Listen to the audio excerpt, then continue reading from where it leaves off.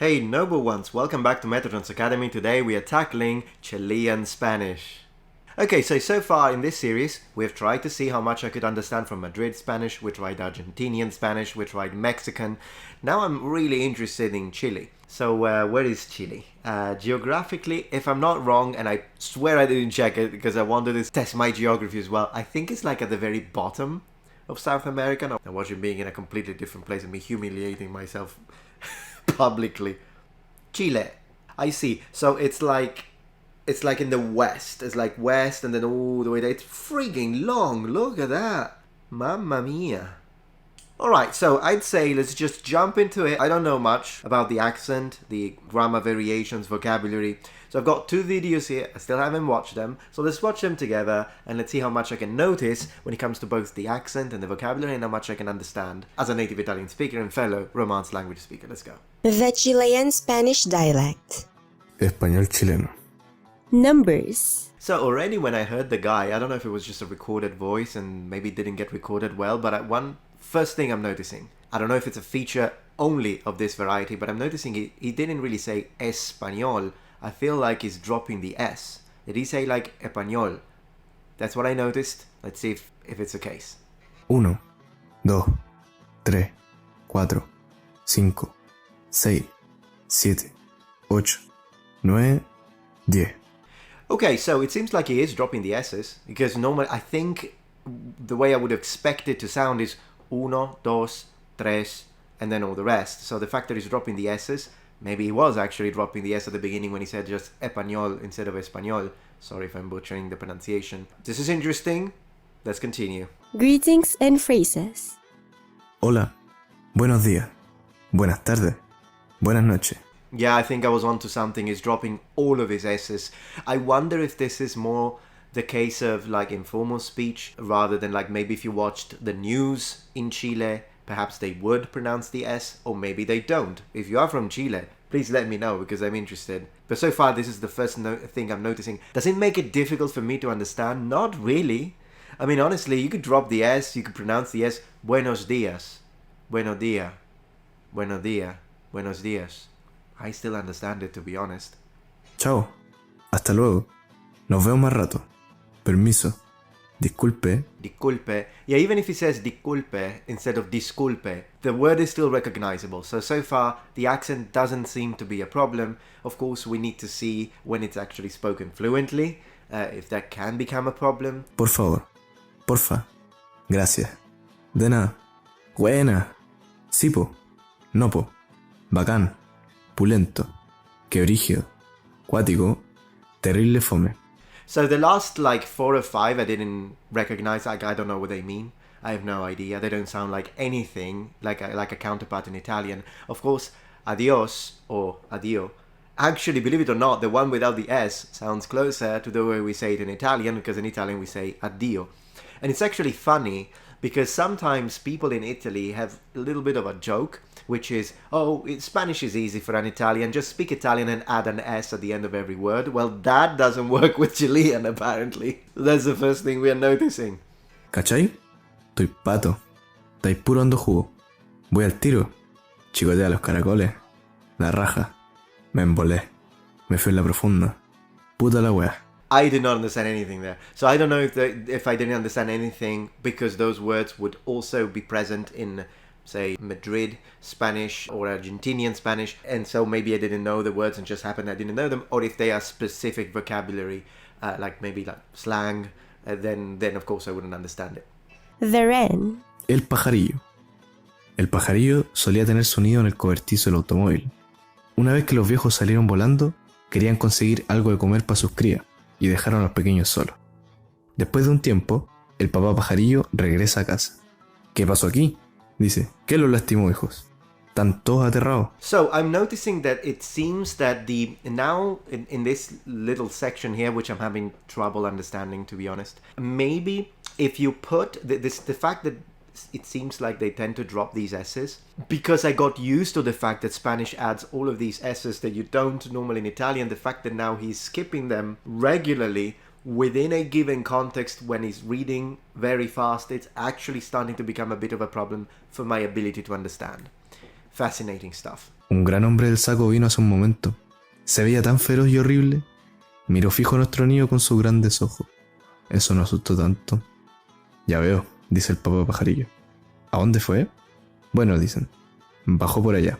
Okay, yeah. So I think another problem that I might get is, wouldn't it make it harder to recognize plural from singular? Well, of course, not for a native speaker. I don't think it would, but maybe for someone who is just starting to learn Spanish, this variety might be a little harder. But then again, I don't know if they do that in like, maybe it's just an informal speech, and informal speech is always hard. I mean, good luck understanding a freaking Cockney from London. So, you know, let's try and see if we can listen to an actual person speaking rather than just a recording. That might be better. Let's go. Hola, ¿qué tal? Mi nombre es María, and today we are gonna get to know a little bit about Chilean Spanish.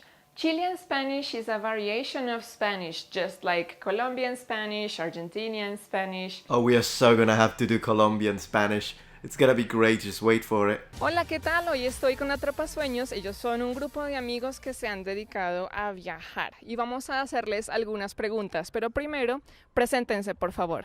Okay, so this part I understood. Of course, I don't know what kind of accent she has, but she was pretty clear for me to understand. She said, here we are, and she's going to ask a few questions. She's asking, before they start with the questions, she's asking people to do self-introduction. Yeah, whatever she said, I understood. Let's see if I understand the interviewed. Hola, mi nombre es Luis, chileno, 31 años. Hola, Grisel, chilena, 13 años. Hola, también chilena, Elizabeth, y tengo 31 años. Él es Lennon, tiene 3 años y medio. Mi nombre es Gabriela, de 31 años también. Mi nombre es Rodrigo, tengo 32 años y también chileno. So far I understood the ages were fine. The way they 33, whatever the age. Now I forgot them, but I understood them in context. So it seems like I could still recognize the numbers, even if they didn't pluralize the word year in a way that I would expect as someone who's coming into Spanish without maybe any knowledge of this. Also, yes, they do speak very fast. So let's see. Perfecto. Quiero que me cuenten qué es Atrapasueños. I find it so interesting that in Spanish you say quiero que me cuenten, because I don't know if it's cuentar, I'm guessing. We use that in Sicilian. So in Italian would be more like raccontami, dimmi, to be like tell me. But in Sicilian we say contami.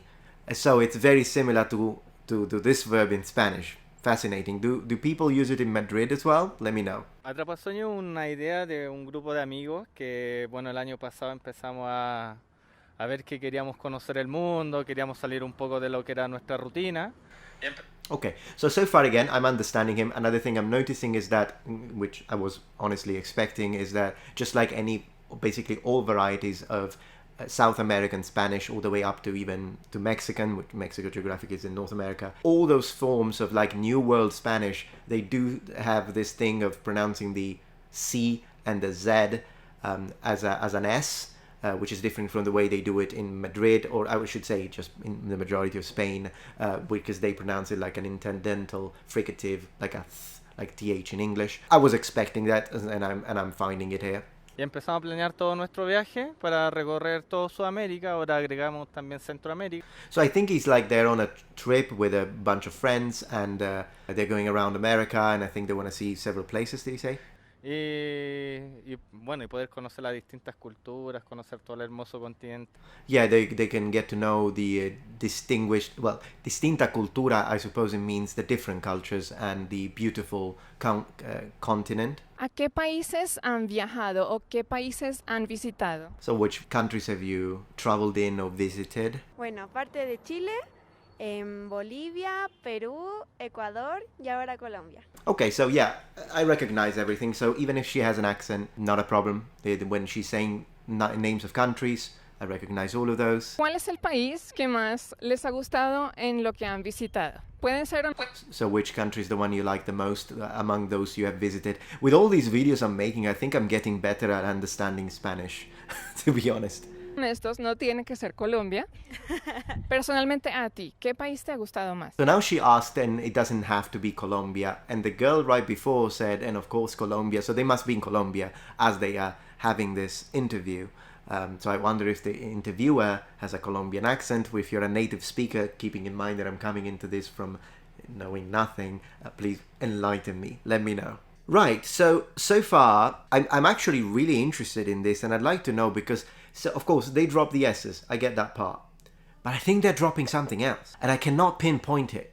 But are they dropping their R's occasionally? The reason why I'm saying this is because in some southern accents, in some southern dialects, it happens, for example, in my own dialect, Sicilian, depending on where in Sicily you are, sometimes the R, and I'll have to make a dedicated video because the Sicilian R is going to make your mind blow.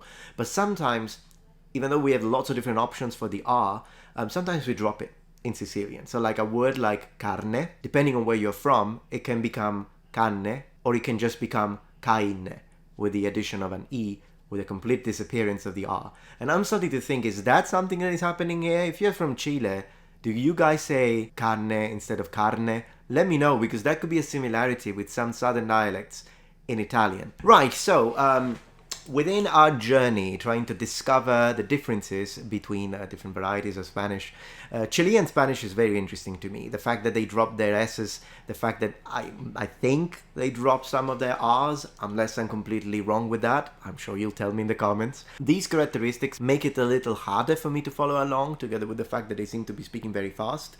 But I will be making a series where I try to instead, I will revisit all of these accents, but this time with something like the news. Right now we're learning we're testing it with how people speak. Then I will see a more formal kind of different scenario because the register will be different, because the clarity or enunciation and the way people speak and the speed at which people speak sometimes will be different. So we'll be doing that. For now, this is my experience. If I have to give it a percentage, I'm saying I'm understanding like 65% sometimes.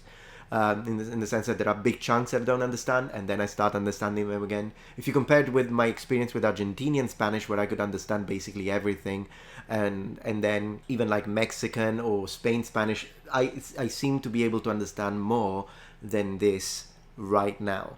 But this could also be because I need to get used to some features of the accent and the intonation and the speed and the pronunciation, and once I get used to those, perhaps this will be in fact as easy as, say, Mexican Spanish. But anyways, we'll see. Let me know what your experience was, if you could understand a lot more than me, and if there is anything I said that is incorrect, as always, feel free to let me know.